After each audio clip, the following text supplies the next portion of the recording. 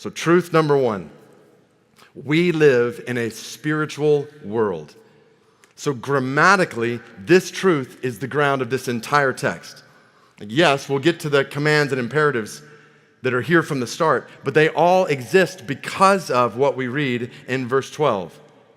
Look at the language. For, he says, we obey all these commands because we live in a world that's not just flesh and blood. Yes, it's a physical world, and it's a spiritual world filled with rulers, authorities, cosmic powers over darkness, and spiritual forces of evil in heavenly places. Therefore, in light of the spiritual world, obey these commands. But here's the problem. Though most of us would say we believe, intellectually, theologically, that we live in a spiritual world, most of us don't see this world or our daily lives in it through this lens. We have a blind spot.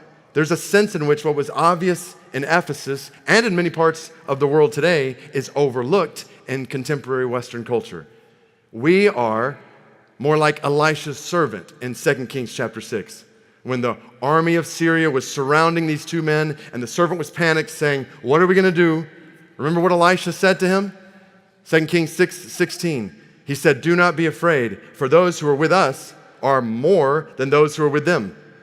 Now think about that. There's two guys in the house, Elisha and his servant. There's an entire army of horses and chariots around them. If you're Elisha's servant, you're thinking the old guy has lost his mind. He may be a prophet, but he's no mathematician. There's two of us and a ton of them. But what happens? Elisha prayed and said, O Lord, please open his eyes that he may see. So the Lord opened the eyes of the young man, and he saw, and behold, the mountain was full of horses and chariots of fire all around Elisha. So in this moment, Elisha's servant gets a glimpse of this spiritual world and realizes the Syrian army is indeed outnumbered. Not physically, but spiritually. And in that moment, when the invisible becomes visible, everything changes. Remember what happens next? When the Syrians came down against him, Elisha prayed to the Lord and said, please strike this people with blindness.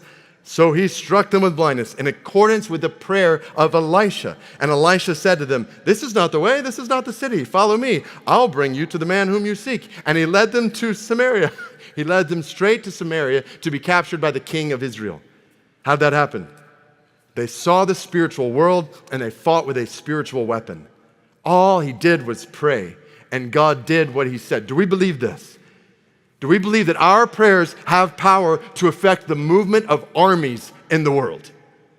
That's what God's word is telling us. God, give us eyes to see that there is right now, at this moment, a spiritual, invisible world around us that is just as real as the physical, visible world, yet it is far more powerful. The Bible teaches that there are vast numbers of angels, both good and bad, spirits all around us. Right now, there are glorious beings that would take our breath away if we could see them. Just ask Daniel. He saw one of them, and he fell on his hands and knees shaking, barely able to breathe. And he saw one of the good guys. Right now, there are evil beings all around us that would send the toughest of us terrified and trembling to the floor if we could see them right now. And to most of us, in our minds, this sounds crazy. We live with a worldview that explains most everything about what we can see, touch, taste, smell, or hear. And to say that you believe in the existence of angels and demons is like saying you believe in dragons and elves. But God teaches us from beginning to end in his word, and God's shouting to us in this text, you live in a spiritual world, which leads to truth number 2. We're involved in a spiritual war. So you just look at the language. Paul says we are wrestling against. He uses the word against 5 different times. Against rulers, against authorities, against cosmic powers, against spiritual forces of evil. And this is really important because this is not a command in this passage. This is a statement of fact. You are, right now, where you are sitting, right now, you are in a wrestling match. The word here describes a fight. You are fighting in your life right now with cosmic powers over darkness and spiritual forces of evil in the heavenly places. This is happening all the time, whether you realize it or not. You wake up in a wrestling match. You go to sleep in a wrestling match. You spend all day long in a wrestling match. This is happening in your home. It's happening in your work. It's happening in your church. Everywhere you go. When you're alone, when you're with others, every second you're scrolling through your phone, there is a spiritual war waging for your heart and mind. You can't escape this war. And not just you. This spiritual war involves everyone. There is a battle raging, not just for your soul, but for the souls of every single person in your family, and your church, and your city, and in the world. All the world and all of history is a story of spiritual war. And I want to be cautious in using this imagery of war because of how God's word has been misused and abused, from crusades in the past to culture wars in the present.